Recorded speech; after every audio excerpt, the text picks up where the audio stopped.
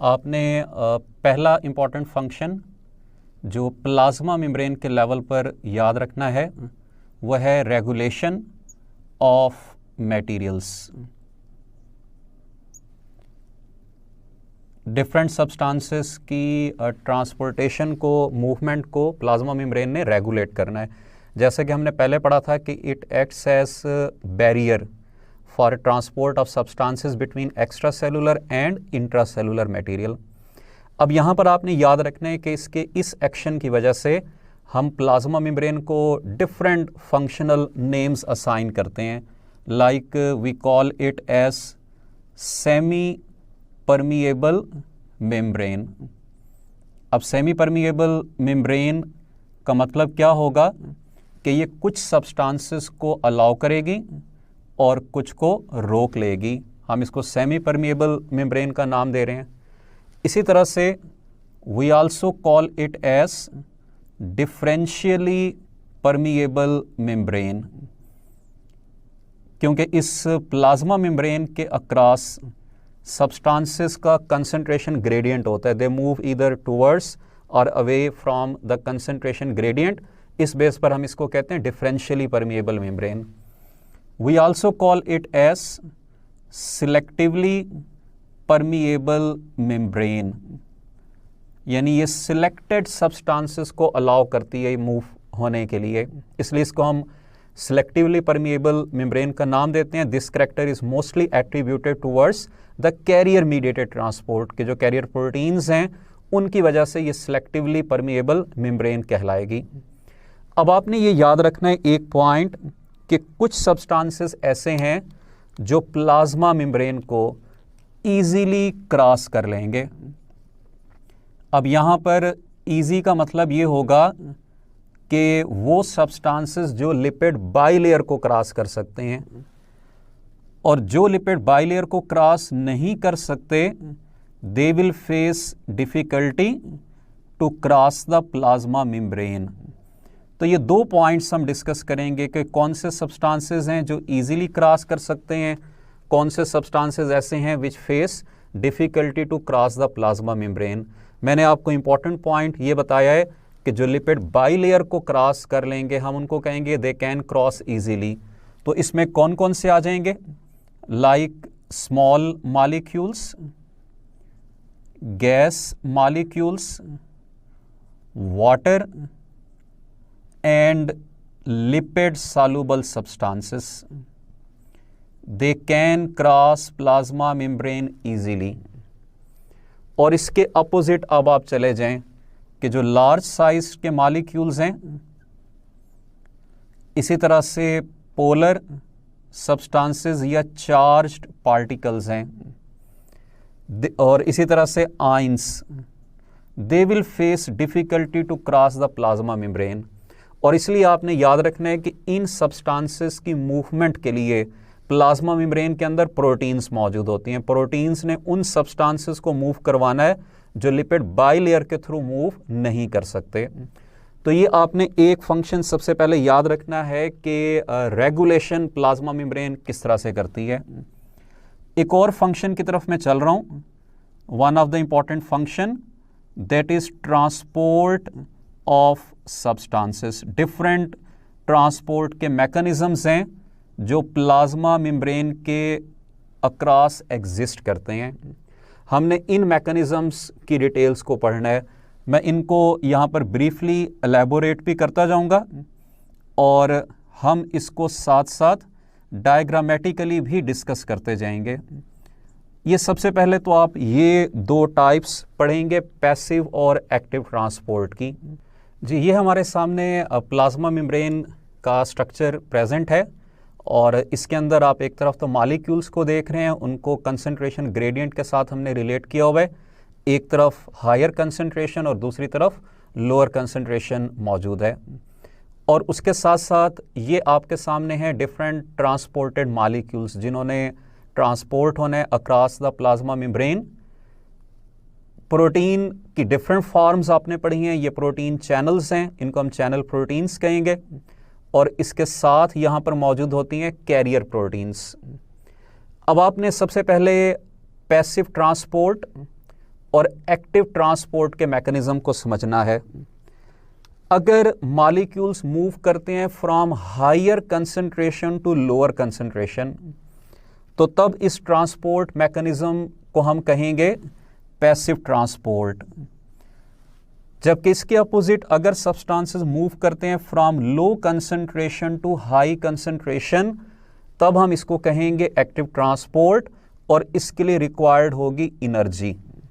तो ये पहला डिफरेंस तो आपने ये याद रखना है कि पैसिव में होगी हाई से लो कंसंट्रेशन की तरफ, एक्टिव में होगी लो से हाई कंसंट्रेशन की तरफ। पैसिव ट्रांसपोर्ट के लिए सेल एनर्जी रिक्वायर्ड नहीं होगी, एक्टिव ट्रांसपोर्ट के लिए सेल एनर्जी रिक्वायर्ड होगी।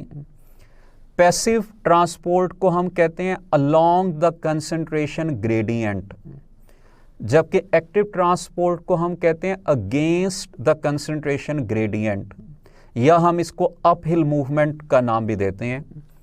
इस एक्टिव ट्रांसपोर्ट की आपने फर्दर दो फॉर्म्स को याद रखना है। एक को हम कहते हैं डायरेक्ट एक्टिव ट्रांसपोर्ट, या हम इसको कहते हैं प्राइमरी एक्टिव ट्रांसपोर्ट। डायरेक्ट या प्राइमरी एक्टिव ट्रांसपोर्ट हम उस टाइप को कहेंगे जहां पे एटीपी एनर्जी प्रोवाइड करेगा। जैसे कि एग्जांपल में आपने सोडियम पोटेशियम पंप को पढ़ा है, वहां पे एटीपी यूज होता है, तो वहां पर जो ट्रांसपोर्टेशन होगी उसको हम कहेंगे डायरेक्ट एक्टिव ट्रांसपोर्ट या प्राइमरी एक्टिव ट्रांसपोर्ट।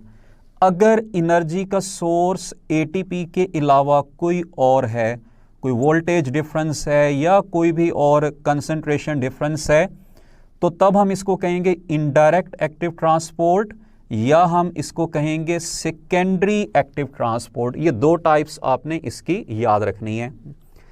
अब जो पैसिव ट्रांसपोर्ट है, इसकी आपने दो फर्दर फॉर्म्स कॉमन पढ़ी होंगी, हम उनको डिफरेंशिएट कर लेते हैं। One is diffusion and other is osmosis. आपने याद रखना है कि both are the examples of passive transport. अगर सॉल्यूट मॉलिक्यूल मूव करता है from high concentration to low concentration, जैसे कि गैसेस हैं, तो इनकी मूवमेंट को हम कहेंगे डिफ्यूजन। जबकि ऑस्मोसिस का वर्ड हम यूज करते हैं वाटर के लिए, यानी वाटर अगर हायर कंसंट्रेशन से लोअर कंसंट्रेशन की तरफ मूव करेगा तो इसकी ट्रांसपोर्टेशन को हम कहेंगे ऑस्मोसिस। अब डिफ्यूजन के यहां पर आपको दो फॉर्म्स नजर आएंगी कि कुछ सब्सटेंसेस ऐसे हैं जो लिपिड बाइलेयर से मूव करेंगे from high to low concentration, इसको हम कह देंगे सिंपल डिफ्यूजन। इसी तरह से अगर कोई मॉलिक्यूल चैनल प्रोटीन्स के थ्रू मूव करता है हाई से लो कंसंट्रेशन की तरफ, तो इसको हम कह देंगे चैनल मीडिएटेड डिफ्यूजन।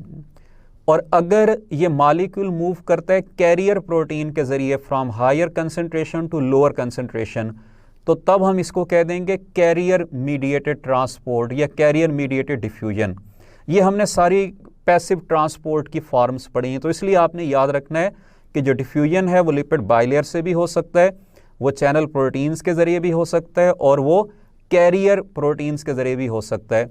लेकिन जैसा कि आप डायग्राम के अंदर देख रहे हैं कि active transport will always be through the carrier proteins. So इसलिए अगर आपसे ये क्वेश्चन पूछा जाए कि कैरियर प्रोटीन्स के थ्रू कौन सी ट्रांसपोर्टेशन होगी, तो इसका आंसर होगा both active and passive transport, ये इनके थ्रू होता है। और कैरियर मीडिएटेड ट्रांसपोर्ट की पैसिव फॉर्म को हम कहते हैं फैसिलिटेटेड डिफ्यूजन।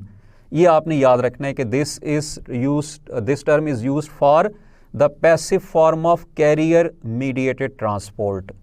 तो ये हमने टोटल मैकेनिज्म्स पढ़े हैं। कैरियर मीडिएटेड ट्रांसपोर्ट मैंने आपको इसके साथ बता दी, और इसके साथ मैंने आपको बता दिया कि चैनल मीडिएटेड ट्रांसपोर्ट हम किसको कहते हैं। चैनल मीडिएटेड जो चैनल प्रोटीन्स के थ्रू होगी, और कैरियर मीडिएटेड जो कैरियर प्रोटीन्स के थ्रू होगी। अब हम चलेंगे एक और टाइप की तरफ ट्रांसपोर्ट की, जिसके लिए टर्म हम यूज करते हैं एंडोसाइटोसिस और एक्सोसाइटोसिस की। जी, तो और दो और मैकेनिज्म्स हमारे सामने जो ट्रांसपोर्टेशन के हैं प्लाज्मा मेम्ब्रेन के अलोंग एंडोसाइटोसिस और एक्सोसाइटोसिस। दोनों प्रोसेसेस एनर्जी कंज्यूमिंग प्रोसेसेस हैं, और इसके साथ साथ आपने याद रखना है कि इसमें सेल मेम्ब्रेन एक्टिवली इन्वॉल्व होती है, यानी सेल मेम्ब्रेन या इन्वेजिनेट करेगी या सेल मेम्ब्रेन की इवेजिनेशन प्रोड्यूस होगी। तो दो हमारे पास प्रोसेसेस, एंडोसाइटोसिस, एक्सोसाइटोसिस। हम मेनली चलेंगे टुवर्ड्स द एंडोसाइटोसिस। एंडोसाइटोसिस की फर्दर दो फॉर्म्स आपने याद रखनी है। One is phagocytosis and the other one is pinocytosis. Both are the forms of endocytosis. जो फेगोसाइटोसिस है, इसके लिए एक और टर्म हम यूज करते हैं सेल ईटिंग की। This is also called as cell eating process. अगर कोई सॉलिड पार्टिकल है और उसको प्लाज्मा मेम्ब्रेन के थ्रू एनगल्फ किया जाता है तो इस प्रोसेस को हम कहेंगे फेगोसाइटोसिस। और उसके रिजल्ट के तौर पर जो वैक्यूल या वेसिकल डेवलप होगा उसको हम कहेंगे फेगोसोम। और इसी तरह आपने याद रखना है कि अगर सेल के लेवल पर किसी लिक्विड सब्सटेंस का इनटेक है तो उस लिक्विड सब्सटेंस के इनटेक के लिए हम टर्म यूज करते हैं पिनोसाइटोसिस की। और इसी वजह से इसको हम सेल ड्रिंकिंग का नाम भी देते हैं। और इसके रिजल्ट के तौर पर जो वैक्यूल या वेसिकल डेवलप होगा उसको हम कहेंगे पिनोसोम। तो अब तक हम जो फंक्शंस पढ़ते आ रहे थे प्लाज्मा मेम्ब्रेन के, उसमें हमने दो फंक्शंस को डिटेल से अब तक पढ़ा है, रेगुलेशन ऑफ मटेरियल और ट्रांसपोर्टेशन। थर्ड फंक्शन आपने जो यहाँ पर इसके साथ याद रखना है वो फंक्शन कौन सा है? That is conduction.